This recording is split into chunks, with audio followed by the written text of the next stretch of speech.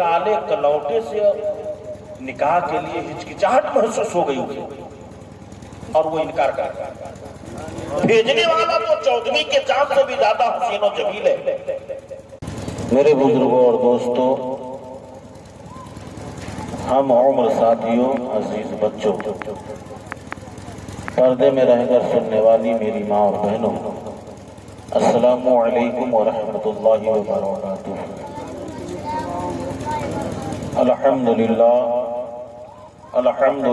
الذی کفا وسلام علی عبادہ الذین اصطفی، اما بعد فاعوذ باللہ من الشیطان الرجیم، بسم اللہ الرحمن الرحیم۔ یا ایہا الناس اتقوا ربکم الذی خلقکم من نفس واحدہ، صدق اللہ مولانا العظیم۔ وعن النبی صلی اللہ تعالی علیہ وسلم، النکاح من سنتی فمن راغب عن سنتی فلیس منی، صدق رسولہ النبی الامین الکریم، ونحن علی ذلک لمن الشاہدین والشاکرین، والحمد للہ رب العالمین یا رب العالمین۔ آئیے ہم اور آپ سب سے پہلے حصول برکت کے لیے حضور پرنور سرکار مدینہ، راحت قلب و سینہ، جناب احمد مجتبی محمد مصطفیٰ صلی اللہ تعالی علیہ وسلم کی بارگاہ بےکس پناہ میں ہدیہ درود و سلام خلوص و عقیدت و محبت کے ساتھ پڑھیں۔ اللہم صلی علی سیدنا مولانا محمد بارک وسلم، صلو علیہ صلاۃ و سلام علیک یا رسول اللہ صلی اللہ تعالی علیہ وسلم۔ میرے بزرگوں اور دوستوں، ہم اور آپ جہاں پہ بیٹھے ہوئے ہیں، یہ صاحبزادی کی شادی کے موقع سے حصول برکت کے لیے ذکر و اذکار کی محفل، جس کا نام میلاد النبی صلی اللہ تعالی علیہ وسلم رکھا گیا ہے، انہوں نے سجایا ہے۔ ہم اور آپ اس محفل میں آئے ہیں، لہذا ہمیں اور آپ کو چاہیے کہ دل کی گہرائیوں سے رب کی بارگاہ میں دعا کریں کہ پروردگار عالم اس بابرکت محفل کو درجہ قبولیت عطا فرمائے۔ لہذا پروردگار عالم اس نکاح کو ہر عیب و نقص سے دور کرے اور پروردگار عالم اس نکاح میں خیر و خوبی اور برکت عطا فرمائے، آمین بجاہ سید المرسلین۔ کہ یہ شادی کی محفل ہے، شادی سادگی سے ہونی چاہیے، بڑے ہی ادب و احترام سے ہونی چاہیے، ہلڑ بازی، پھوہڑ بازی، چلا چلی، ڈھول نگارے تاشے باجے کے ساتھ نہیں ہونی چاہیے۔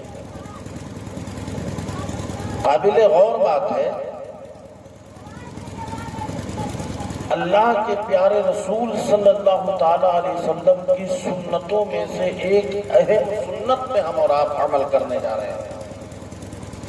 حضرت امام اعظم ابو حنیفہ رضی اللہ تعالی عنہ، جو اپنے وقت کے بہت بڑے امام ہیں، جن کی ہم اور آپ پیروی کرتے ہیں، تقلید کرتے ہیں، ان سے سوال کیا گیا، پوچھا گیا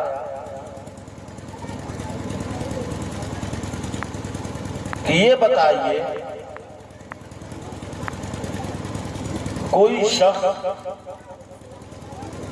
راستے سے گزر رہا ہو، وضو وغیرہ بنا کر کے اس نیت اور ارادے کے ساتھ کہ میں مسجد میں جا رہا ہوں، نوافل پڑھوں گا، نفل ادا کروں گا، اور راستے ہی میں ایک جگہ محفل نکاح ہے، تو وہ آدمی کیا کرے گا؟ وہ مسلمان مومن کیا کرے گا؟ تو حضرت امام اعظم نے جواب دیا اس مومن کو نفل پڑھنے سے زیادہ بہتر ہے کہ محفل نکاح میں شرکت کرے، کیونکہ آپ نفل پڑھنے جا رہے ہو اور یہ محفل سنت کی محفل ہے اور نفل سے سنت کا ثواب زیادہ ہوتا ہے۔ اہتمام دیکھیں، لہذا ہم اور آپ ایک رسول کی سنتوں میں سے ایک اہم سنت پہ عمل کرنے جا رہے ہیں، جس میں شرکت کرنا بھی باعث ثواب ہے، باعث برکت ہے۔ اللہ کے پیارے رسول صلی اللہ تعالیٰ علیہ وسلم نے قیامت کی نشانیوں میں سے بہت ساری نشانیاں بتائی، انہی نشانیوں میں سے آپ نے ایک نشانی یہ بھی بتائی کہ جب قیامت قریب ہوگا تو ہر گھر سے ناچنے اور گانے کی آوازیں آئیں گی، ہر گھر سے۔ قابل غور بات ہے، آج سے کم و بیش 1400 سال پہلے یہ آپ نے ارشاد فرمایا۔ آپ کے زمانے میں نہ تو ناچ کا رواج تھا نہ تو گانے کا رواج تھا، اور آپ ارشاد فرما رہے ہیں کہ جب قیامت قریب سے قریب تر ہو تو ہر گھر سے ناچنے اور گانے کی آواز آئے گی۔ تو میرے بزرگوں اور دوستوں، گانے کی آواز تو سمجھ میں آ رہی ہے، ٹیپ ریکارڈر کے ذریعے، ریڈیو کے ذریعے گانے کی آوازیں آتی ہے، لیکن ہر آدمی تو اپنے گھر میں ناچ نہیں کرتا ہے۔ اس باریکی کو سمجھیے گا، اور اللہ کے پیارے رسول کی حدیث من و عن بالکل ابھی کسی زمانے میں صحیح اور درست ہے۔ ہر گھر سے گانے کی بھی آواز آتی ہے اور ناچنے کی بھی آواز آتی ہے۔ آپ نے یہ ارشاد فرمایا گانے اور ناچنے کی آواز آئے گی، یہ نہیں کہا گیا تھا کہ ہر گھر میں بنفس نفیس ناچنے والی ناچے گی۔ لہذا جس گھر میں، گھر تو دور کی بات ہے، آج کل ہر انسان کے ہاتھ میں موبائل ہے اور اس موبائل میں گانا بھی ہے اور ناچنا بھی ہے۔ گھر میں ٹی وی ہے، LCD ہے، جس سے گانے بھی سنتے ہیں، ناچ ڈرامے بھی دیکھتے ہیں۔ لہذا رسول حدیث کے مطابق قیامت بالکل قریب سے قریب تر آ رہی ہے۔ اور ہمارا معاشرہ، دیکھیے غور کرنے کی بات ہے، ہمارے تہذیب و تمدن کو غیرت نہ کر کے مہذب بن گئے، مؤدب بن گئے، باوقار بنتے چلے جا رہے ہیں۔ ہمارے اور آپ کے معاشرے کو اپنا کر کے، جسے کپڑا پہننے کا سلیقہ اور طریقہ نہیں معلوم تھا، جسے کھانے کا طور طریقہ نہیں معلوم تھا، پیشاب پخانے کا ڈھنگ نہیں جانتا تھا، ہم سے آپ نے سیکھا ہے۔ اسلام نے درس دیا ہے، کھانے پینے سونے اٹھنے بیٹھنے جاگنے ملنے جلنے ہر ایک کا طور طریقہ یہ اسلام نے لوگوں کو دیا ہے۔ ایسے بھی جیتے تھے، شادیاں پہلے بھی ہوتی تھی، لیکن اس کی ادائیگی کس ڈھنگ سے لوگ کرتے تھے۔ اگر معاشرے میں کسی کی موت ہو جاتی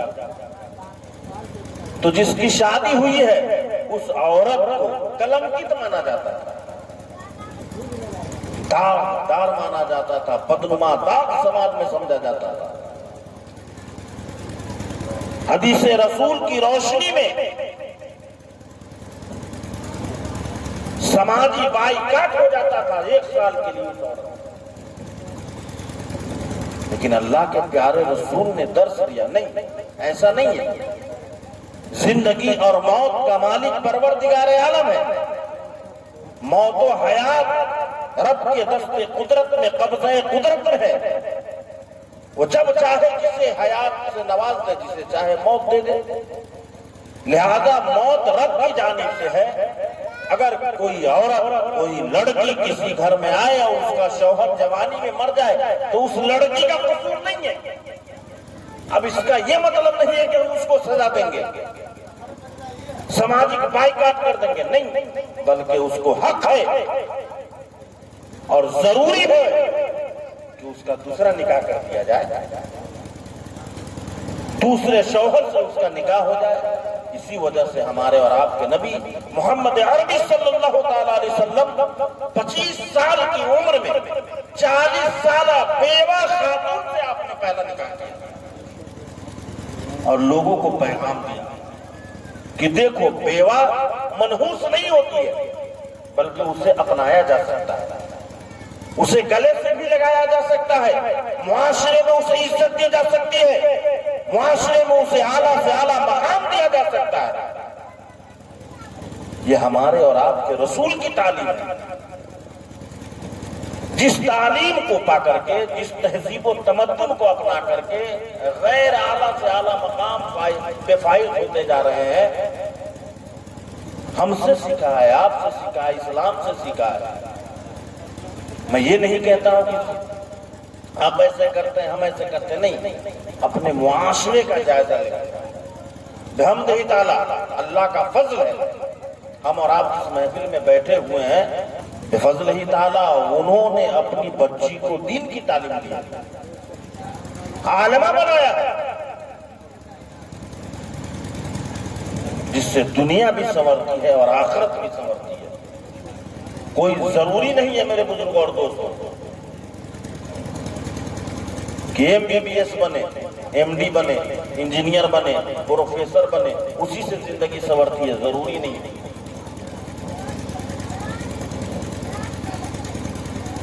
انسان ہم اور آپ سب ہیں، سب آدمی ہیں، انسان تو سب ہے، لیکن مہذب انسان وہی بن سکتا ہے جس کے سینے میں ایمان اور ایمان کے ساتھ دین کی تعلیم کا چراغ روشن ہو،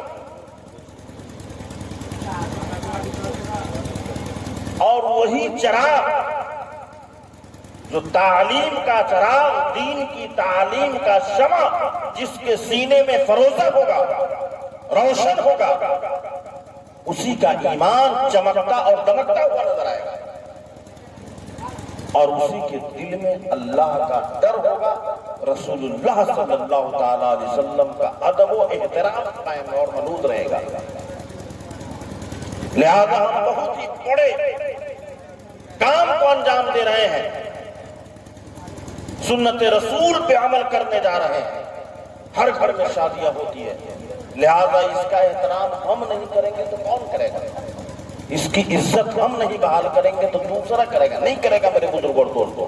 لہذا شادی بیواہ کے موقع سے لغویات کو سے دور رہیں، خرافات سے بچے اور اپنے آپ کو اور اپنے اہل و عیال کو بھی بچائے۔ قرآن کا فرمان ہے، اللہ تبارک و تعالیٰ ارشاد فرماتا ہے قُوْ أَنفُسَكُمْ وَأَهْلِكُمُ النَّارَ۔ رب کا فرمان ہے بچو اپنے آپ کو، اس کے بعد اپنے اہل و عیال کو بچاؤ۔ کس سے؟ جہنم کی آگ سے۔ پہلے ہم بچیں گے، اس کے بعد اپنے اہل و عیال کو بچائیں گے جہنم کی آگ سے۔ اور جہنم کی آگ کیسی ہے؟ وَقُودُهَا النَّاسُ وَالْحِجَارَةُ، جس کا ایندھن انسان اور پتھر ہے۔ قابل غور بات ہے، اس جہنم کی آگ کو انسانوں سے بھی سلگایا جائے گا اور پتھروں سے بھی سلگایا جائے گا۔ جب جلالین شریف حضرت پڑھ رہے تھے تو وقودها الناس والحجارہ کی تفسیر میں سوال ہوا کہ انسان سے تو ٹھیک ہے، لیکن یہ پتھر، یہ کون سا پتھر ہے بھائی جس سے آگ کو سلگایا جائے گا، بھڑکایا جائے گا؟ تو اس کی تشریح میں، تفسیر میں یہ باتیں بتائی گئی کہ یہ وہ پتھر ہے جس کو دنیا میں لوگ پوجتے ہیں، پرستش کرتے ہیں، جس کی پرستش ہوتی ہے، جس کی عبادت ہوتی ہے، جس کو معبود مانا جاتا ہے، اسی پتھر سے جہنم کی آگ کو بھڑکایا جائے گا اور اس کے ماننے والے کو احساس دلایا جائے گا، دیکھو جس کی تم عبادت کرتے تھے یہ اتنا مجبور ہے کہ آج تمہارے لیے تکلیف کا باعث بن رہا ہے۔ پتھر کا کیا قصور ہے؟ لیکن اس کی پرستش ہوئی ہے۔ پرستش کرنے والوں کے لیے، عبادت کرنے والوں کے لیے وہی پتھر جب آگ کا ڈھیر ہو اس پہ اگر ڈھیلا ماریں گے تو آگ بھڑک جائے گا، تو ویسے ہی جہنم کی آگ کے اندر اس پتھر کو ڈالا جائے گا تو آگ بھڑکے گی اور اس کے اندر جو عذاب میں مبتلا ہوں گے اور زیادہ تکلیف پڑے گی۔ لہذا کہا گیا ہے قرآن میں اپنے آپ کو بچاؤ، اپنے اہل و عیال کو بچاؤ جہنم کی آگ سے جس کا ایندھن آدمی اور پتھر ہے۔ میرے بزرگوں اور دوستوں، بہت بڑے اہم کام کو ہم اور آپ انجام دیتے ہیں، لیکن ہلکی سی لغزش کی وجہ سے سب کا سب ملیا میٹ ہو جاتا ہے۔ اسی لیے تو کہا تھا لمحوں نے خطا کی ہے صدیوں نے سزا پائی۔ چند لمحے کی غلطی صدیوں کی نیکی کو برباد کر دیتی ہے۔ صدیوں کا احساس دل میں ہوتا رہتا ہے، تکلیف دل میں پہنچتی رہتی ہے۔ لہذا میرے بزرگوں اور دوستوں، ہم اور آپ محفل نکاح میں بیٹھے ہیں، ہم ہی اور آپ اس کی عزت کریں گے، اس کی تعظیم کریں گے، اس کے وقار کو بحال کریں گے اور لوگوں میں پیغام دیں گے کہ دیکھو ہمارے یہاں شادی ہی نہیں بلکہ سادگی میں بھی ہوتی ہے،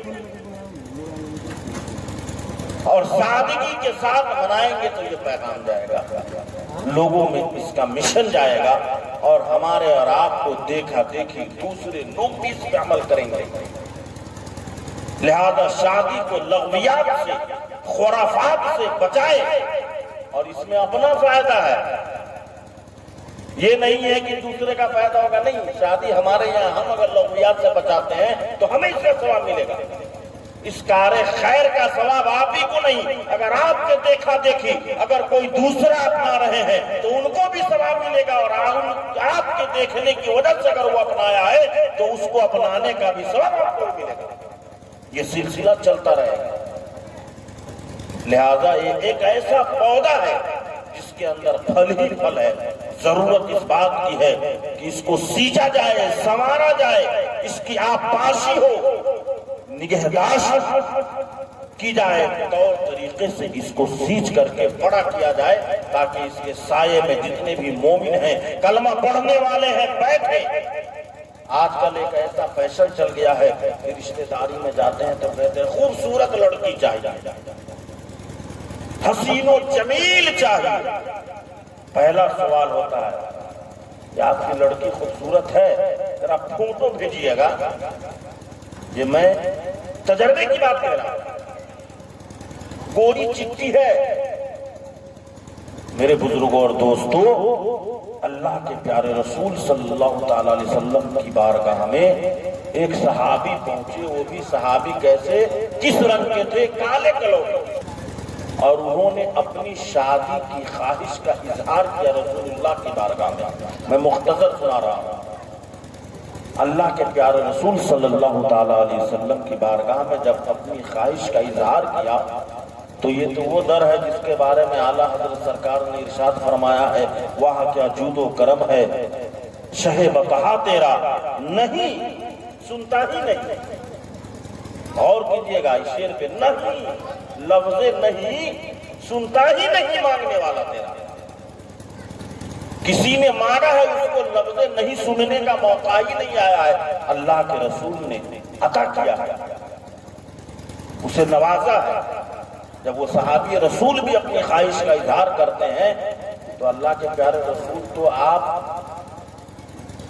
اتنے بڑے حاکم تھے، آپ کسی کو بھی حکم دے دیتے، ان کے رنگ روپ کو دیکھ کر کے، ان کی خوبصورتی کو دیکھ کر کے انہی کے برابری کی کسی خاتون سے اس کا نکاح کروا سکتے تھے، لیکن نہیں، اللہ کے پیارے رسول صلی اللہ تعالیٰ علیہ وسلم مکے سے کچھ دور ہٹ کر کے ایک بہت بڑا زمیندار، کتابوں میں آیا ہے حاکم وقت کی اکلوتی بیٹی، اور وہ بھی کیسے، بہت ہی زیادہ خوبصورت، حسین و جمیل، جس کی خوبصورتی کا چرچا اس جانب میں کہ فلاں زمیندار کی بیٹی بڑی خوبصورت ہے، اور ایک سے بڑھ کر کے ایک زمیندار رئیس زادوں کا رشتہ آیا تھا اس لڑکی کے لیے۔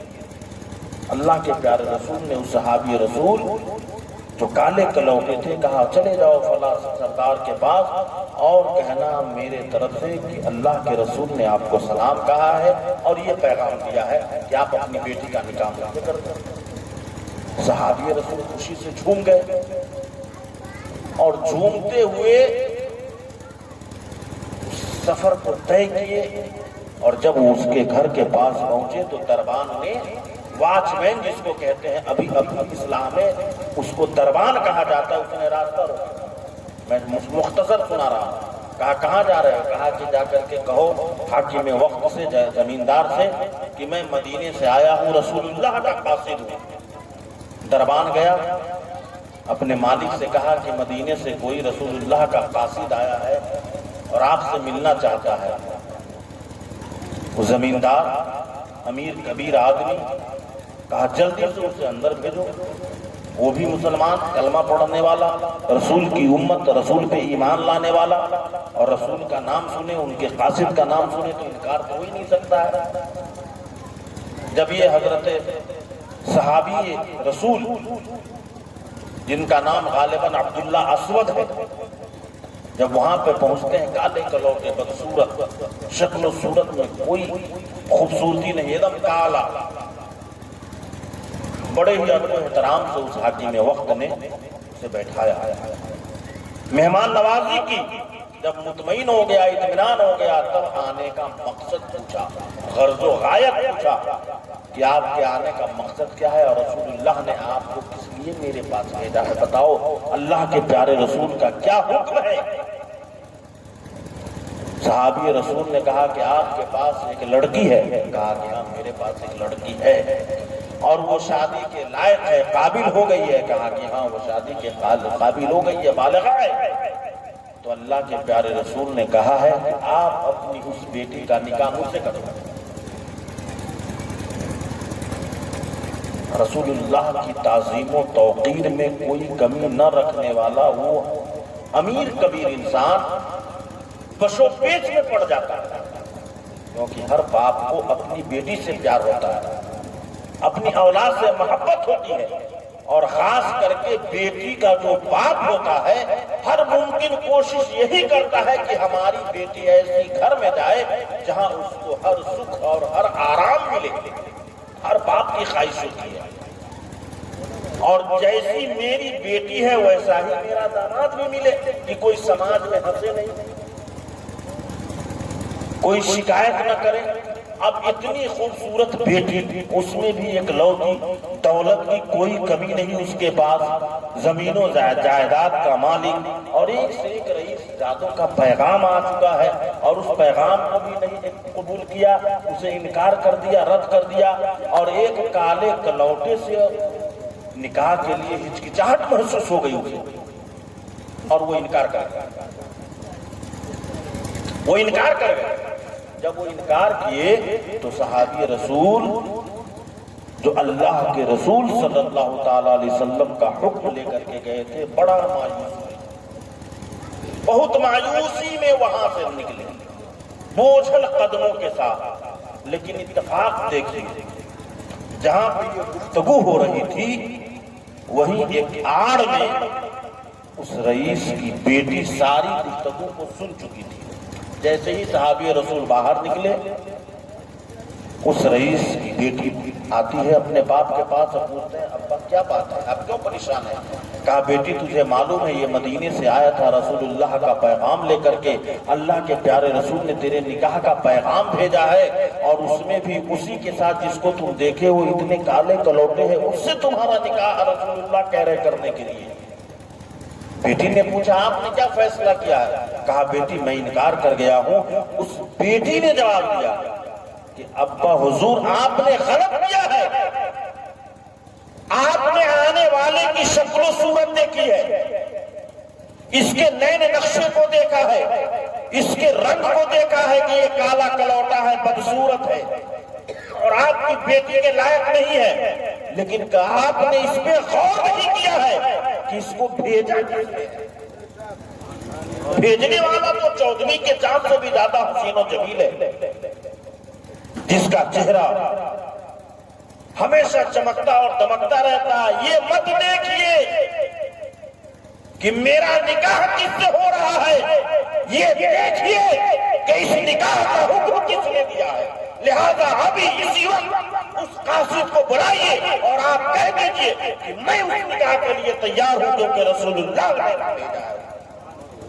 اور اللہ کے پیارے رسول کے جیسا کوئی نہ تو دانا ہوا ہے، نہ ہی بینا ہوا ہے، نہ ہی مدبر ہوا ہے، نہ ہی مفکر ہوا ہے۔ رسول اللہ کی غور و فکر کا کوئی جواب ہی نہیں ہے۔ ضرور کوئی حکمت ہوگی، ضرور کوئی اس میں راز ہوگا، اس لیے رسول اللہ نے اس کالے کلوٹے سے میرا نکاح کرنے کا حکم دیا ہے۔ دوڑا کر کے اپنے اس قاصد کو بلایا، دربان کو بھیج کر کے قاصد آیا اور اسے کہا جاؤ رسول اللہ صلی اللہ تعالیٰ علیہ وسلم سے میرا سلام عرض کرنا اور کہنا کہ آپ کا پیغام سر آنکھوں پہ ہے اور یہ رشتہ قبول ہے۔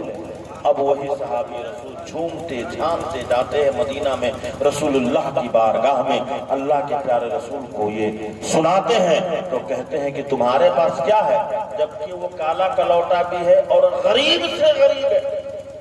قابل غور بات، اس کے پاس اتنے پیسے نہیں ہیں کہ وہ شادی کا جوڑا خرید سکے، اور پیغام کس کے یہاں؟ امیر کبیر کے یہاں، رئیس سے وقت کی بیٹی سے، اور وہ بھی اکلوتی بیٹی اور خوبصورت حسین و جمیل، کوئی عیب نہیں اس کے اندر، لیکن صرف اس لیے اس نے قبول کیا کہ رسول اللہ نے بھیجا ہے۔ تو میرے کہنے کا لب و لباب یہ ہے، میرے کہنے کا مقصد یہ ہے میرے بزرگوں اور دوستو، ہمیشہ خوبصورتی ہی کو نہ دیکھی جائے، نئے نقشے کو نہ دیکھا جائے، رنگ کو نہ دیکھا جائے، گورے اور کالے کی تمیز نہ کی جائے۔ کبھی یہ بھی غور کرے، یہ بھی سوچے اور فیصلہ کرے جس کو میں اپنے گھر کی بہو بنانے جا رہا ہوں وہ میری بہو ہے جو قرآن پڑھنا جانتی ہے یا نہیں، وہ نماز پڑھنے کا ڈھنگ اسے آتا ہے یا نہیں، روزے کو طریقے سے رکھ پاتی ہے یا نہیں رکھ پاتی ہے۔ یہ بھی سوچے، غور کرے، فکر کرے۔ ہم اور آپ جاتے ہیں تو ہندی میں لکھواتے ہیں، انگریزی میں لکھواتے ہیں، کبھی توفیق نہیں ہوتی، کبھی یہ میسر نہیں ہوتا کہ جس کو اپنے گھر کی زینت بنانے کے لیے لا رہے ہیں، جسے اپنے گھر کے مستقبل کو سنوارنے کے لیے لا رہے ہیں، جس سے اس کے بچے کا بچوں کا مستقبل سنورے گا، وہ ہمارے گھروں کو سنوارے گی۔ لہذا اسے کبھی ثنا بھی پوچھ لے، تحیات بھی پوچھ لے، درود بھی پوچھ لے، دعائے قنوت بھی پوچھ لے، چند سورتیں سن لے، آیت الکرسی ہی سن لے، نماز کا ڈھنگ پوچھ لے، اس سے طور طریقے کو جان لے، کبھی اس کا توفیق نہیں ہوتا۔ الا ماشاء اللہ کوئی ہوں گے جو چاہتے ہوں گے تو ان کی نظر انتخاب اس پہ پڑتی ہوگی اور وہ ضرور پوچھتے ہوں گے۔ لہذا اپنے اندر یہ ضرور سوچ کر کے لائے کہ میرے گھر میں وہی بہو بنے گی، میرے گھر کی زینت وہی بن سکتی ہے جسے نماز پڑھنے کا ڈھنگ آئے۔ جس کو نماز کا ڈھنگ نہ آئے وہ گھر میں بہو بن کر کے آئے گی تو خود نماز نہ پڑھے گی تو اس کے بچے کیا نماز پڑھیں گے، اس کا اثر معاشرے پہ کیا ہوگا۔ لہذا میرے بزرگوں اور دوستو، نکاح کی محفل کو سادگی سے ادا کی جائے اور نکاح کے لیے ہمیشہ دینداری کا خیال رکھے۔ اللہ کے پیارے رسول کی حدیث ہے، فخر بذات الدین، تم دیندار والی خاتون کو اختیار کرو۔ لمبی حدیث سے کبھی موقع ملے گا تو سناؤں گا۔ یہ قصہ لطیف ابھی ناتمام ہے، جو کچھ بیان ہوا یہ آغاز باب تھا۔ وما علینا الا البلاغ۔ السلام علیکم۔